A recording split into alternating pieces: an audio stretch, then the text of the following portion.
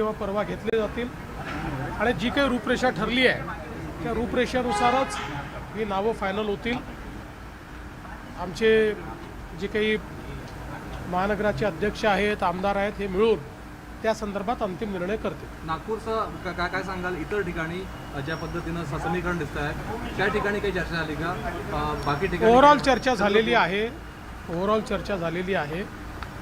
त्या ठिकाणचे जे प्रमुख आहेत त्या प्रमुखांना आम्ही नेमकं काय करायचं आहे तशा संदर्भातली लाईन देऊ आणि त्यानुसार पुढची कारवाई होईल। सुनेत्रा पवार यांना उपमुख्यमंत्री म्हणून राष्ट्रवादी काँग्रेस पक्षाने प्रेझेंट केले जात आहे। चर्चा आहे असं आहे की कुठलाही निर्णय जो काही घ्यायचा असेल तो राष्ट्रवादी काँग्रेस पक्ष घेईल आणि राष्ट्रवादी काँग्रेस पक्ष जो निर्णय घेईल त्याच्या पाठीशी आम्ही उभे राहू, सरकार म्हणून आणि भारतीय जनता पार्टी। त्यामुळे मी आत्ता आपल्याला एवढंच सांगू शकतो की अजितदादांचं कुटुंब असेल किंवा राष्ट्रवादी काँग्रेस पक्ष असेल याच्या पाठीशी आम्ही पूर्णपणे उभे आहोत।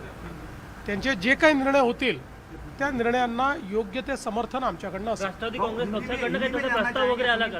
पक्षाकडनं माझ्याशी 2 वेळा चर्चा करून ते गेले आहेत। त्या चर्चेमध्ये त्यांनी त्यांची काय कार्यपद्धती आहे, काय काय ऑप्शन्स आहेत या संदर्भात त्यांनी चर्चा केलेली आहे। मात्र अंतिम निर्णय जो काही असेल तो त्यांचा पक्ष घेईल, त्यामुळे त्या संदर्भात मी बोलणं हे योग्य होणार नाही।